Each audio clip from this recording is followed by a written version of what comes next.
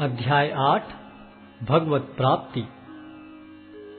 अर्जुन ने कहा, हे भगवान, हे पुरुषोत्तम, ब्रह्म क्या है, आत्मा क्या है, सकाम कर्म क्या है, यह भौतिक जगत क्या है तथा देवता क्या है? कृपा करके यह सब मुझे बताइए। हे मधुसूदन, यज्ञ का स्वामी कौन है और वह शरीर में कैसे रहता है, और मृत्यु के समय भक्ति में लगे रहने वाले आपको कैसे जान पाते हैं?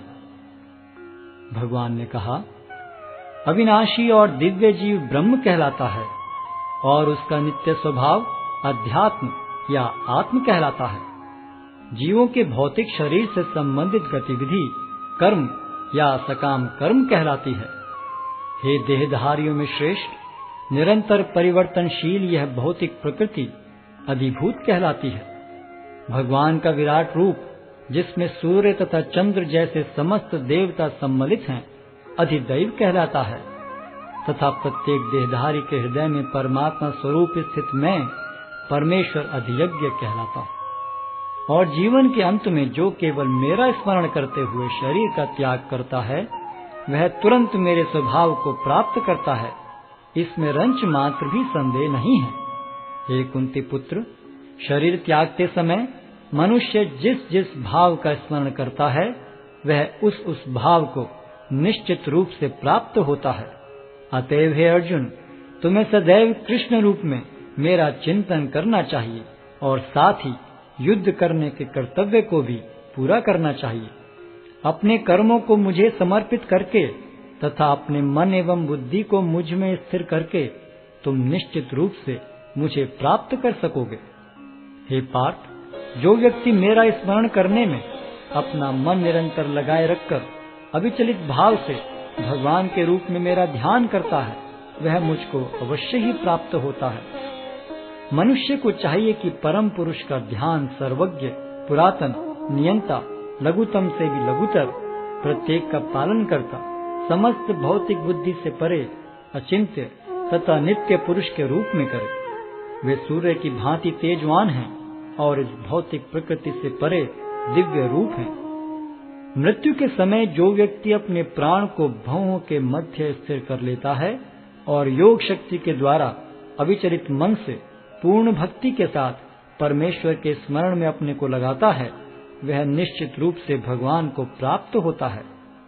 जो वेदों के ज्ञाता हैं, जो ओंकार का उच्चारण करते हैं और जो संन्यास आश्रम के बड़े बड़े मुनि हैं, वे ब्रह्म में प्रवेश करते हैं। ऐसे सिद्धि की इच्छा करने वाले ब्रह्मचर्य व्रत का अभ्यास करते हैं। अब मैं तुम्हें वह विधि बताऊंगा जिससे कोई भी व्यक्ति मुक्ति लाभ कर सकता है। इस योगाभ्यास में स्थित होकर तथा अक्षरों के परम संयोग यानी ओंकार का उच्चारण करते हुए यदि कोई भगवान का चिंतन करता है और अपने शरीर का त्याग करता है, तो वह निश्चित रूप से आध्यात्मिक लोकों को जाता है। हे अर्जुन, जो अनन्य भाव से निरंतर मेरा स्मरण करता है, उसके लिए मैं सुलभ हूँ, क्योंकि वह मेरी भक्ति में प्रवृत्त रहता है। मुझे प्राप्त करके महापुरुष जो भक्ति योगी हैं, कभी भी दुखों से पूर्ण इस अनित्य जगत में नहीं लौटते, क्योंकि उन्हें परम सिद्धि प्राप्त हो चुकी होती है। इस जगत में सर्वोच्च लोक से लेकर निम्नतर सारे लोक दुखों के घर हैं, जहाँ जन्म तथा मरण का चक्कर लगा रहता है। किंतु हे कुंती पुत्र, जो मेरे धाम को प्राप्त कर लेता है, वह फिर कभी जन्म नहीं लेता। मानवीय गणना के अनुसार 1000 युग मिलकर ब्रह्मा का एक दिन बनता है और इतनी ही बड़ी ब्रह्मा की रात्रि भी होती है।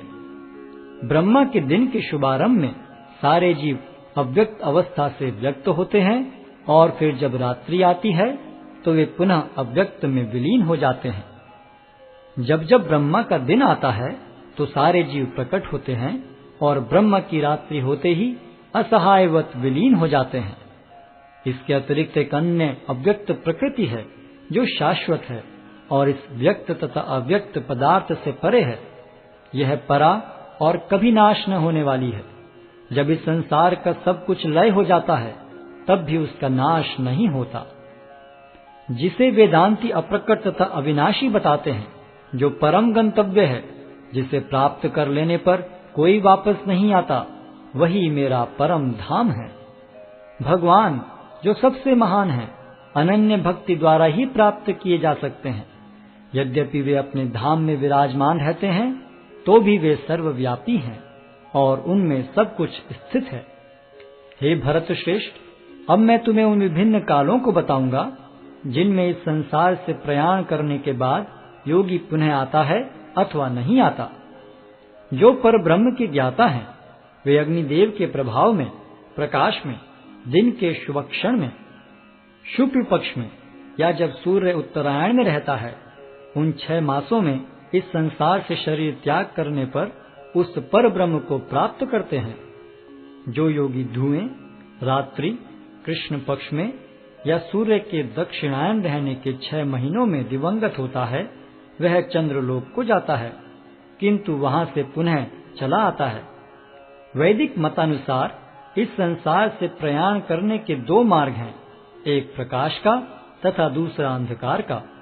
जब मनुष्य प्रकाश के मार्ग से जाता है तो वह वापस नहीं आता, किंतु अंधकार के मार्ग से जाने वाला पुनः लौट कर आता है। हे अर्जुन, यद्यपि भक्तगण इन दोनों मार्गों को जानते हैं, किंतु वे मोहग्रस्त नहीं होते, अतः तुम भक्ति में सदैव स्थिर रहो। जो व्यक्ति भक्ति मार्ग स्वीकार करता है, वह वेदाध्ययन, तपस्या, दान, दार्शनिक तथा सकाम कर्म करने से प्राप्त होने वाले फलों से वंचित नहीं होता। वह मात्र भक्ति संपन्न करके इन समस्त फलों की प्राप्ति करता है और अंत में परम नित्य धाम को प्राप्त होता है।